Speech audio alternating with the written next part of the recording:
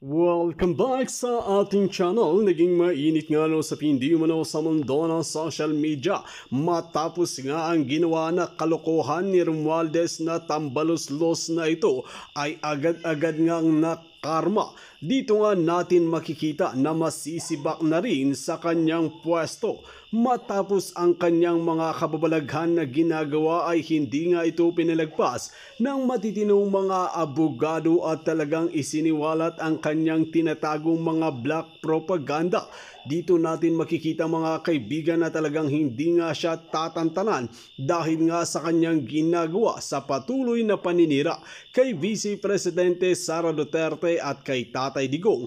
Pati nga itong si Liz Smugs at si Kuting ng Norte ay tuluyan ng nakakarma dahil sa kanilang ginagawa na puro paninira at hindi na nila ginagampanan ang kanilang mga trabaho. Banat nga ni Vice President Sara Duterte na gawin na ninyo ang inyong mga tungkulin. Kaysa sinisira nyo ako ay talagang paglingkuran nyo muna ang taong bayan. Dito nga nabilib ang maraming netizen dahil ng #1 pa nga ang DepEd sa patuloy nga na paninira ni tambalos-los na ito at ni Liz Smugs at ni Kuting ay talagang hindi nga umobra dahil ang nakikita ng mga taong bayan ay ang ginagawa ni Vice Presidente Sara Duterte na kahit sinasabi nila na ninanakaw at illegal ang ginawa niya sa confidential fund ay hindi nga naniniwala ang taong bayan dahil gusto lang pala talagang set up ni Kuting ng Norte, Liz Smugs at si Tamba si Vice Presidente Sara Duterte. Well mga kaibigan, para nga sa karagdagang impormasyon, panoorin nga natin ang buong video. At kung bago ka pa lamang sa aking channel, huwag kalimutan i-click ang subscribe button at notification bell para lagi kang updated sa ating mga bagong video. At para sa sulit viewers natin dyan, maraming salamat sa walang sawang pagsuporta. Ito, may napakinggan akong statements ni Attorney Roque sa SMNI tungkol kay PBBM at Tamba at BP Sara. Ito, may panawagan si Attorney Roque sa kanyang kaibigang PBBM. Sabi niya, kung sumuway, sibakin mo na. Sinong sisibakin? Si tambalos-los. Ano yung susuwayin? Nagsalita na po ang presidente. Sabi niya, we will not allow BP Sara to be impeached. She does not deserve to be impeached. Presidente yan. Kaya lang ito namang Tamba, gusto talaga ma-impeach si BP Sara. So, kaya bang pigilan ni PBBM ang plano ni Tamba na impeach si BP Sara? That remains to be seen.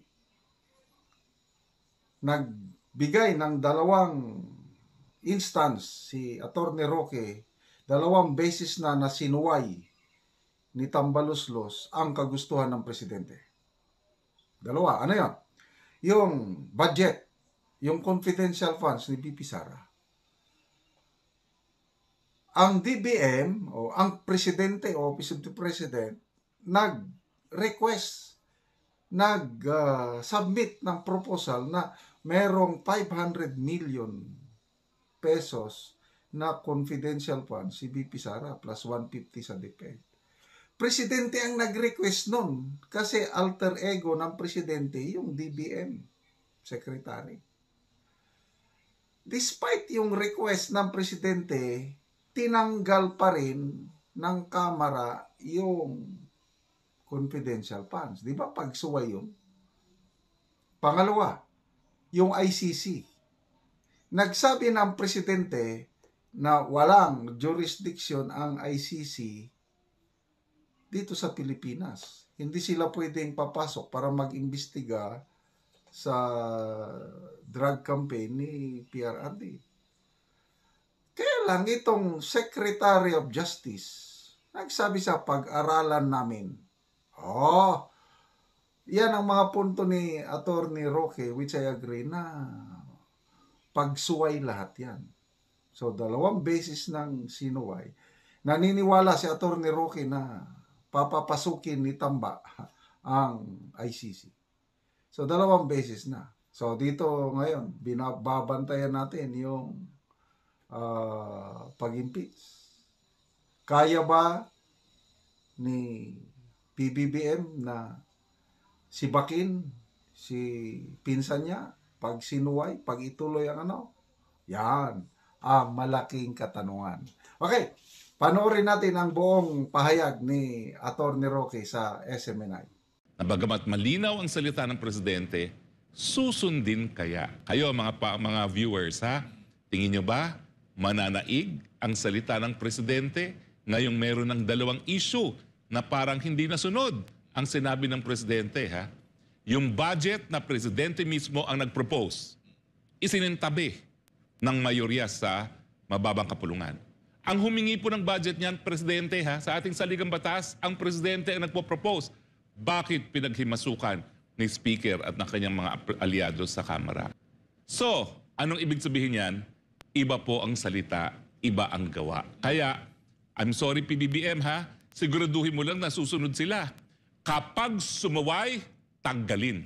So bagamat malinaw pa rin ang naging mensahe ni Presidente BBM, marami nagsasabi parang matamlay considering na si BP Sara ay hindi katunggali sa politika kung hindi kakampi. Pero sa akin naman po, estilo na lang yan ng mga presidente.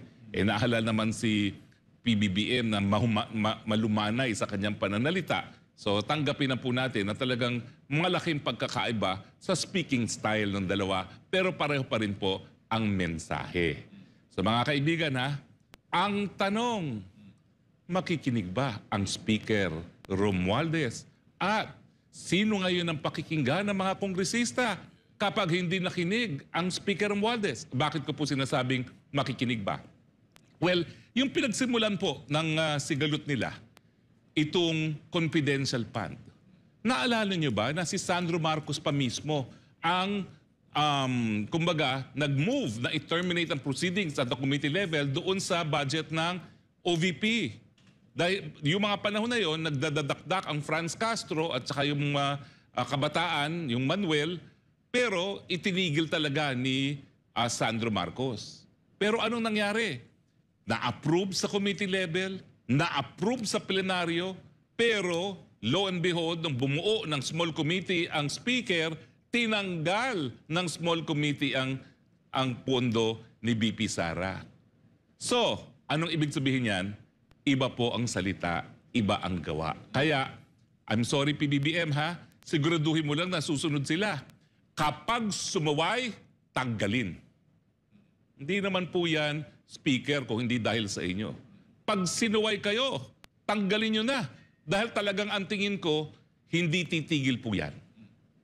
Kung hindi impeachment ang gagawin, nako, papapasukin nila ang ICC para imbestigahan ang mga Duterte. Bakit? Kasi hindi lang naman po si Presidente, dating Presidente Rodrigo Roa Duterte, ang iimbestigahan. Sinabi na po nila, pati si BP Sara iimbestigahan. So pag pinapasok po yan, na wala naman talagang legal na basihan. Ako po'y isang abogado, kaisa-isang abogado ng Pilipino na pwede humarap po sa ICC. Sinasabi ko po sa inyo, nung tayo bumitiw po sa ICC, nagkaroon ng isang taon para maging epektibo at pagkatapos ng taon na yon, hindi na po talaga po pwedeng mag-exercise ng jurisdiction ng ICC at wala nang dahilan para tayo magtulungan. Hindi po baliwala yung pagbitiw natin ha. Totoo po, may obligasyon na makipagtulungan para doon sa mga bagay-bagay na sakop nung tayo miyembro pa. Pero matapos po yung period na 1 year, kung kailan natin hinain yung ating withdrawal, natigil na po ang lahat ng obligasyon na makipagtulungan. So ngayon pong sinasabi nila na pag-aaralan, naku po, wala na pong pag-aaralan dahil nagkaroon na ng desisyon ng Presidente. Yan na naman po ang isang desisyon ng Presidente na parang hindi susundin ng Speaker. O bakit? Ano kinalaman ng Speaker dyan? Alam ko po, hindi siya ang DOJ, pero napakalapit po nila ni DOJ. Nag-Brad po yan at talagang ganyang magkaibigan. Bagamat ako po, tinuturing ko rin po si Secretary Remulla bilang halos kapatid ko na. Pero wala po tayong magagawa. Talagang magkaalyado sila, no? So tignan niyo po, nagkaroon na ng pagkakaiba ng pananalita. Kaya nga po, siguro kasi pinsan na malapit sa inyo, tango lang yan ng tango, pero gagawa yan ng sarili niyang gawa. Kaya, Mr. President, pag-isipan niyo na kung talagang magiging asset pa ngayon ang inyong pinsan pagdating po sa pagkakaisa. Dahil parang hindi niya tatanggapin na narariyan at narariyan ang mga Duterte. Siguro nasaktan siya nung tinawag na tambaluslos, no? Pero para naman sa kapakanan ng bayan, dapat isang tabi na yan. Dami-daming problema. O ayan, kayo na rin nagsabi, hindi nyo pa maintindihan kung anong gagawin ninyo sa China. Kung talagang tutuloy nyo na ang paggera sa China o talagang pagkakaibigan. Habang kayo gumagawa ng desisyon pagdating sa China, ayun, nandun, pumutok ang gera sa Ukraine, pumutok ang gera sa gitnang silangan. Lumalala na po ngayon ang gera. Mantakin nyo mga partners, pati mga ospital ngayon, tinatarget. No? Dati-dati talaga, no yan. Dahil protektado ang mga ospital, dahil nandun na nga yung mga sakit, hindi naman mga mandirigma yung naroon. At binigyan naman daw nila ng notice, sabi nung ambassador, saan naman pupunta yung mga naka-ICU na nasa respirator? Saan pupunta yung mga bagong silang na nasa, ano tawag doon? Ano tawag doon? Incubator. Incubators. At saan sila pupunta? Wala namang ibang hospital na pupuntahan. Pero ang punto po, yan po yung dahilan kung bakit merong mga nag-iisip na bagamat malinaw ang salita ng presidente, susundin kaya. Kayo mga viewers, ha? Tingin nyo ba mananaig ang salita ng presidente ngayong meron ng dalawang issue na parang hindi nasunod ang sinabi ng presidente, ha? Yung budget na presidente mismo ang nag-propose, isinintabi ng mayorya sa mababang kapulungan. Ang humingi po ng budget niyan, presidente, ha, sa ating saligang batas, ang presidente ang nagpo-propose. Bakit pinaghimasukan ni Speaker at ng kanyang mga aliados sa Kamara? At pangalawa, yung sinabi niya na tapos na ang kahit anong pakialam natin sa ICC nung binasura ang ating apela. O, ngayon ang sinasabi, pinag-aaralan. Ano pa pinag-aaralan dyan? Nagsalita ng presidente. Lahat naman ng mga kalihim ay alter egos lamang. Di ba po? So mga kaibigan, binabantayan po ng taong bayan kung ano mangyayari. At dahilan naman kung bakit ang dating Presidente Rodrigo Roa Duterte nagsabi na kapag tinuloy nyo yan, dahil talaga naman pong meron pang posibilidad. Dahil yung pinsan po napakalapit eh. At saka yung pinsan kasi parang mas savvy eh. Alam mo yun, mas politiko eh. Kaya parang feeling niya, kaya ko to. Pero kung sakali, attorney, na itutuloy, na patalsikin o may plano talagang patalsikin si Vice President at Education Secretary Sara Duterte, abay may pahayag, bagong pahayag ang ating Pangulong Rodrigo Duterte at panoorin natin ito, attorney. Papilitan ako. It's either I run for senator or I will run for vice president. Baski matanda na ako.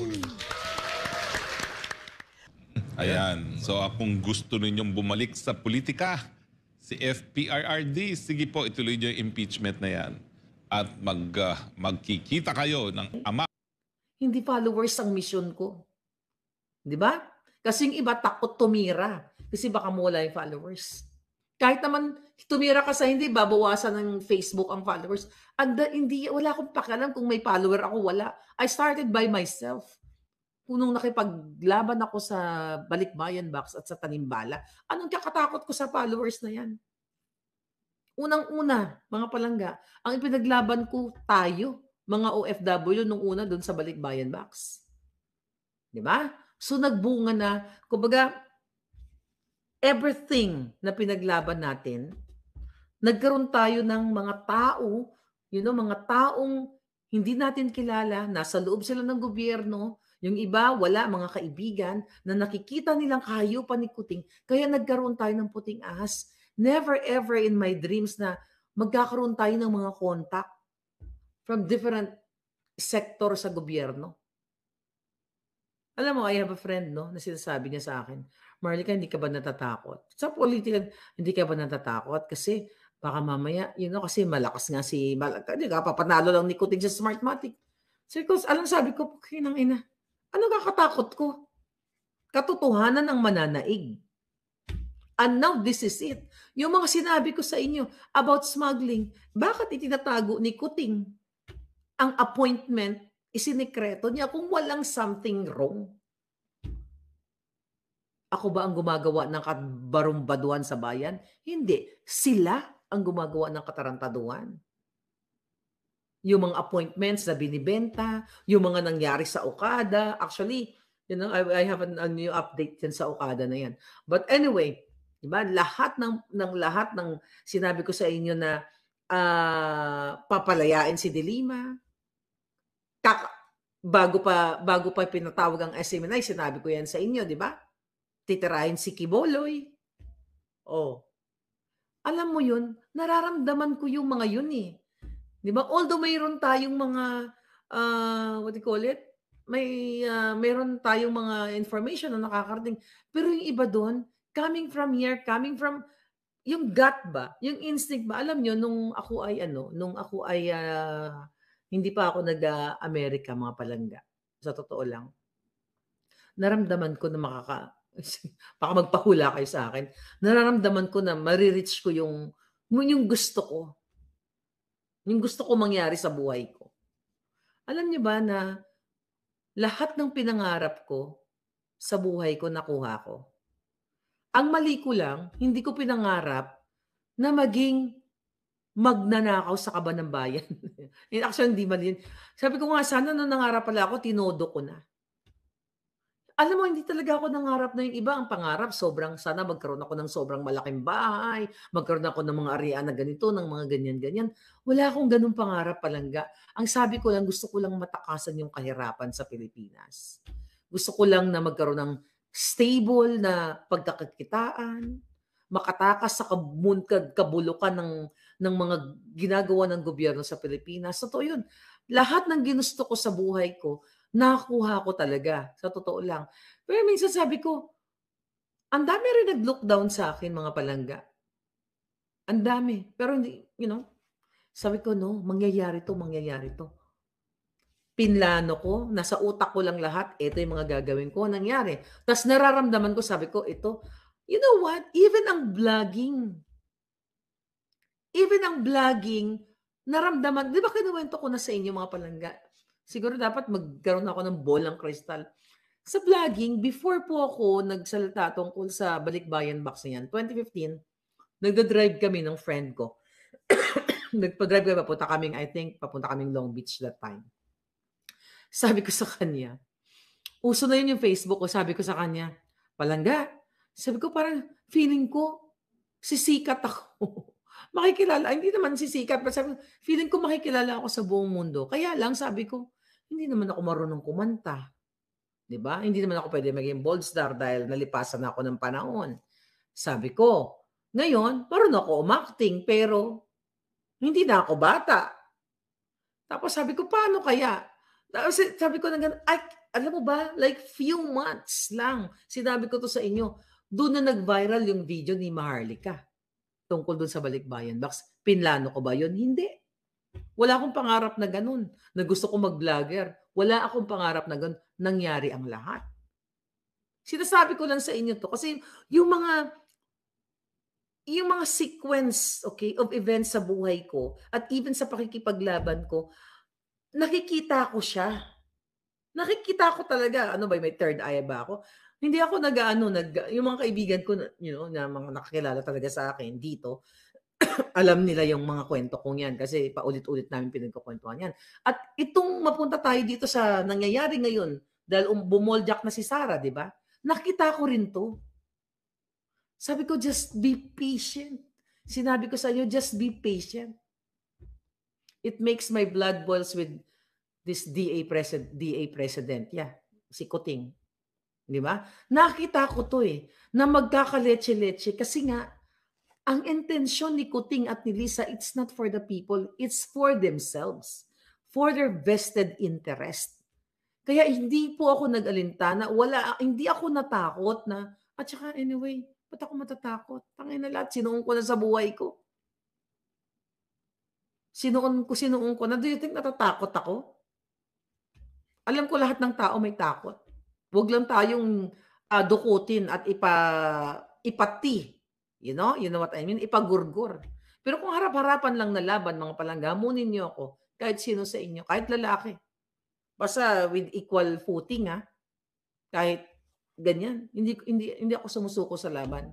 Growing up, ilang mga batang lalaki yung pinabagsak ko. Yan, dapat ka nagboksingera ako. Naging Manny Pacquiao sana ako no, napagkitaan ko yung pagiging boksidor ko. Sabi ni Sally Kigochi, true, napanood ko yung palangga, follower mo na ako that time. Hanga ako sa di ba, Sally? Nakita niyo, sinabi ko yon. Sabi ko, paano kaya? I mean, sinabi ko na itong ano na to na at the end of like last quarter of this year ay magkaka-boljakan na ng bonggang-bongga. At ito na yon. Malakas ang intuition, sabi ni Sara Bautista. Yes. Right ka, VP Sara, sabi ni Susan Salvador. Hi, Dens. Mataas at malakas ang gadid mo. Yes, palangga. Well, sabi ko na nga palangga. Actually, sa minatuod lang, sa tinuod lang mga palangga, hindi ako naniniwala sa hula. Okay? Yung mga psychic, hindi ako naniniwala diyan sa totoong buhay. Okay? Yung mga bola-bolang kristal natin, kalokohan lang yun. You know? Pero alam ko may mga nanguhula diyan, pero ako talaga personally, hindi ako nagpapahula. Okay? Dati lang sinama ko ng kaibigan ko. I was young then. Okay? Kasi dati hinulaan yung nanay ko. Okay? Bata pa yung nanay ko, hinulaan siya ng manghuhula na sabi ng manghuhula, by this, pag edad mo ng ganito, ito yung mangyayari. Natakot kami. Okay, akala namin mangyayari. Hindi naman natotoo yung hula. I was young. Bata pa ako noon. Siguro mga 12 anyos ako. 11 anyos. Tapos, alam mo yung, ayoko na lang sabihin kung ano yung sinabi ng mga hula. Alam mo yung buong buhay mo nung bata ka, binibit-bit mo yung hula na yun kasi akala mo mangyayari sa nanay mo. Tapos nalagpasan ng nanay ko yung ano na yun, yung age na yun. So kaya simula noon, yun pala yung kwento. Kaya pala hindi ako nagpapaniwala sa mga manghuhula. Akin lang yun. Kung kayo naman naniniwala, okay lang. Pero naniniwala ako pag yung mga ginagawa ni Kuting, kasi may nanghula sa kanya, di ba? Hindi yan hula. Okay? Dahil yan sa ginagawa nilang kahiyupan, magigising kayo, ngayon gising na kayo, at collectively, sama-sama tayong yung speaking voice natin, speak up day natin, at yung mga pangyayaring pangbubudol niya, sunod-sunod na yon, God's willing yun. Di ba? Bathala na ang gagalaw nun. Hindi tayong mga tao. Nandito lang tayo, nag-expose tayo, nagsasalita tayo. Ito yung nararamdaman natin dahil nakikita natin yung kahirapan na idinudulot sa atin. Pero it's not really hula. Yun ay mga consequences. Konsekwensyon ng ginagawa nilang kahiyupan. Katulad sa Department of Agriculture. Di ba? Katulad sa yung mga paulit-ulit natin pinag-uusapan dito, smuggler, sindikato, mafia and everything, di ba? Hindi yun hula. Yun ay resulta ng kahayupan nila. It just so happen na yung mga manghula, naula, nagkataon lang yun, nagkatagpo. Pero hindi yun nangyari dahil hinulaan. Hindi yun nangyari na bigla na lang nangyari. Kumbaga may history yun, may reason yun kung bakit. Si Kuting ba? Like ako. Nagsalita ba ako ng babaeng ang ahas dahil one day gusto ko lang, trip ko lang? Hindi po, may pinanggalingan yun. Dahil nakita ko yung kahayupan nila ng isang loyalistang matanda na nadapa sa headquarters na nanghingi ng assistance, nanghingi ng transportasyon, hindi nila binigyan. So doon lahat ng galing yung inis ko, yung galit ko.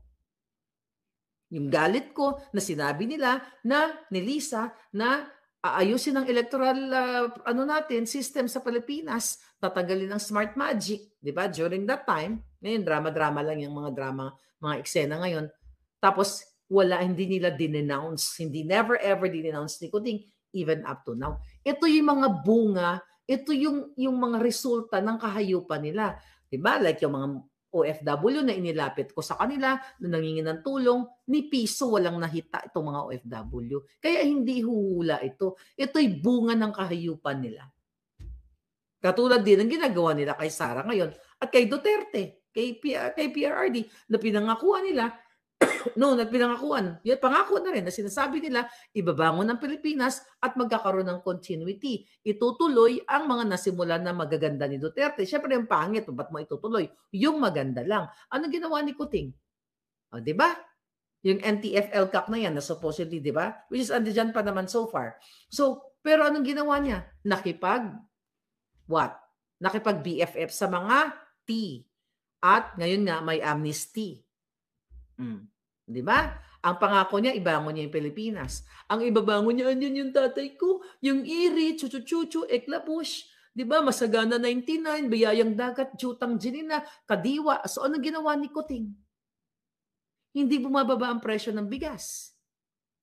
Lalong tumataas. Pero ang ginawang pambubudol, recently lang dyan sa Cebu, si Tambaloslos, ginamit ang pera ng capital ng Cebu, bumili ng bigas na worth 25 pesos at ibinenta ng 20 pesos para sabihin sa buong mundo, sa taong bayan, na nagkaroon ng dream come true ni Kuting na 20 pesos per kilo na bigas. So that is pangbubudol, pangloloko. Walang 20 pesos na kilo ng bigas. Binudol nila. It's the same thing uli. Yung sibuyas last year, na binili nila ng 530, then binenta nila ng 170.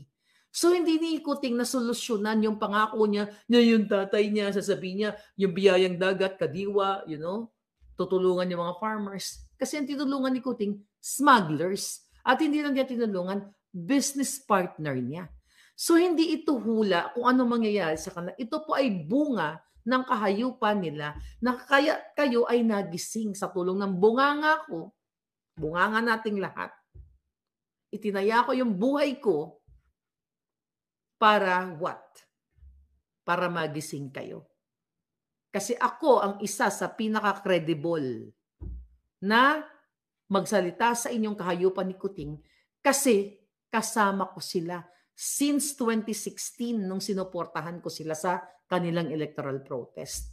Kasama ko sila nung campaign na ni piso hindi ako nanghingi. Ang tanging hiningi ko lang ang pagbangon muli ng Pilipinas. Ang pagbangon ninyo. Pero anong ginawa sa inyo? Hindi kayo pinabangon. Pinalubog kayo. At marami sa inyo na hindi pa nagising, ano nangyari kay Maharlika? Bumaliktad ako. Ulitin ko po, hindi ako bumaliktad. Dahil ang laban ko ay para pa rin sa katotohanan, para sa pagbangon. Sila ang bumaliktad. Ang laban nila ay para makipag-business partners sa smugglers, sa mga T, sa mga Digimon, yun. Sila ang bumaliktad. Kinalimutan nila yung pangako nilang pagbangon muli. At yung sama-sama tayong babangon muli. Darating ang umaga, nakapulburon pa, sama-sama tayong suminghot, di ba? Ganon ang nangyari. Darating ang umaga, ek po kinang ina. So ito po ay hindi hula, okay? Bunga ng lahat ng kahayupan ni Lisa Smugs. Ulitin ko, kailangan yung malaman. Itong isang malinaw na example sa inyo na kailangan ninyong buksan ang inyong diwa. Sabi niyo, Maharlika, inggit ka lang kasi hindi ka pinaaral ni Lisa. Ang pinaaral si RJ Nietong inaakap ni Aida, si Taning Pinoy. Tama ba yon? Hindi ko na kailangang mag-aral. Ang dami kong inaral sa Amerika. Alam niyo yun, di ba? Nag-aral ko sa Amerika, dami-dami kong inaral. Yun na my story already. Hindi na kaya ng powers ko ngayon dahil sa dami ng palamanog ko sa buhay. Yan ang pinakamaliwanag na example na binaboy na tinatarantado ni Kuting at ni Lisa ang pera ninyo. Ang isang vlogger na dating nangingikil lang ng paglamon, walang malamon. Nanghingi ng pamasahe sa inyo. Maring iba sa inyo, follower niya dati. Ngayon, hindi na siya nagbablog. Nakaaral na sa London. Saan kukuha ng pera po kinang-inang yan? Dating patay gutom. Jobless. Paaral sa London at bagman ni Lisa. Kaya yan ang ginamit ni Lisa dati nung pinatira ang credit card ko. Una sinabi nila binayaran daw ako, bayaran ako. Tapos later on sasabihin si Maharlika may utang. So which is which? Maharlika is bayaran o Maharlika is may utang? Admittedly, I have utang. I have a lot of utang, dude. You're so wacko. Favorite ni Lisa yan. Pang Harlem. Anyway, Mga palangga, and I hope tuloy-tuloy na to, kailangan natin silang wakasan. Hindi na natin sila bibigyan ng chance. Binigyan na natin sila ng tsansa. Binigyan na si Kuting ng tsansa para mapatunayan niya na kung talagang diktador sila o matino silang tao. Pinatunayan demonyo pala talaga eh. Mga ngamkam, pulboronic talaga. Patatagalin nyo pa. Damn, dude. You're so wako-wako. Word ni Lisa Smug yan, pang Harlem. Hindi very New York, pang ghetto. Kumbaga pang Kachipanga. Nasa inyong mga kamay po, ayan na ang inyong Vice President. Nagsalita na. Hindi yan magsasalita ng walang bala. I'm so happy. Inday, sana ituloy-tuloy mo yan. Huwag nating payagan na mamayagpag ang smuggling, ang pagpapanalo sa loto. You know what, ano yung dream ko? Ano yung nakikita ko? Ayan na naman si Marley. Manghula naman. Gusto ko makulong to mga ayop na to. Gusto ko si Lisa magisa ng bonggang-bongga sa Korte at sa Senado, sa Kongreso, kapag wala na sila sa poder. Kasi hawak nila ngayon eh. Tignan ninyo kung gaano kabuang magsalita yan. Walang alam yan, kundi panggagancho. Matalino yan sa pangangamkam. Pero pagdating sa puso para sa Pilipino, makikita mo kung gaano kabulok yan magsalita. Yung very New York niya. Wako-wako yan. Yan ang totoo mga palangga. Lisa is so much sigbin, sabi ni Rodita. Anyway, mga palangga, tuloy-tuloy lang natin to. Talagang eto na yon. At marami pa, actually marami pa ako dapat i-expose sa inyo. Kaya sabi ko, hindi kaya ng powers ng lola ninyo. So, installment lang. But kahit na, kung pwede nga lang, every hour, may pasabog, may pa-bonggang-bongga tayong, pero I cannot do that. But now I'm happy, talaga yung panahon umaayon sa ating lahat. Si Kuting gising na ba? O sumakabilang buhay na? Hindi pa rin nagsasalita? Si Inday nakadami na, na-boljak na. Nagsalita na tungkol sa lindol. Very Brooklyn, sabi ni MJ. Diba? May mga magaganda naman place sa Brooklyn, di ba? Baka naman masaktan yung may kaibigan ako sa Brooklyn, palangga, classmate ko. So anyway, diba, nagsalita na ba si Kuting? Tulog pa rin? May hangover pa, sabi ni Elena. Nakarami na si Inday, nag-statement na sa lindol kung ano-ano pinagagawa ni Inday na mga charity drive niya. Nagsalita na, binoljak na si Kuting. Tulog pa, baka magulat si Kuting mamaya. Ano nangyari? Parang, naboljak na ako. We'll see, mga palangga, abangan natin. But again, this is your fair lady, Maharlika. Alam niyo yan. Kausapin ko yung sa puso. Kung pareho tayo ng puso para sa Pilipino, mararamdaman mo straight from here to your heart yung pinaglalaban ko dito. Wala pong tao na itataya ang kanyang alindog yung buhay niya. Okay? Sa mga sindikatong ito. Kung ang intention ko lang dito ay magpa-cute o manira ng tao. Hindi po tayo naninira ng tao. Never po tayo naninira ng tao dito. Ang kapakanan ng Pilipino ang ating pinaglalaban. Dahil minsan, sa buhay natin, hindi pala minsan, pareho ninyo ako na isang kahig, isang tuka na lumaban sa kahirapan. At nung natikman, kahit papaano ang maalwa na buhay, nangarap ako na sana matikman nyo din dyan sa Pilipinas. At nangarap ako, di ba? Nung campaign, gusto ko na nga magbalik dyan. Gusto ko na nga magtanim, magsaka. Di ba sinabi ko sa inyo yan? Paano ako magsasaka? Gugurgurin nila ako. So dito na lang ako magsasaka sa Amerika. Bibili nila ako ng bonggang-bonggang farm. You'll never know. Baka manalo ka sa loto bukas. Anyway, this is your fair lady. Thank you, palangga.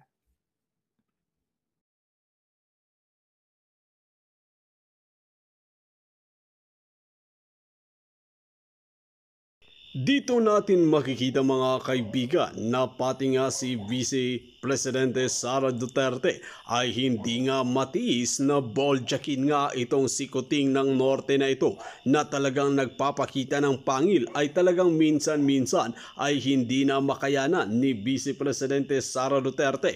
Kaya naman sa kauna-unahang pagkakataon ay binanatan nga si President Bongbong Marcos. Well mga kaibigan, kung kayo ang tatanungin ano ang inyong mga opinion, just comment below sa ating comment section at ating pag-uusapan.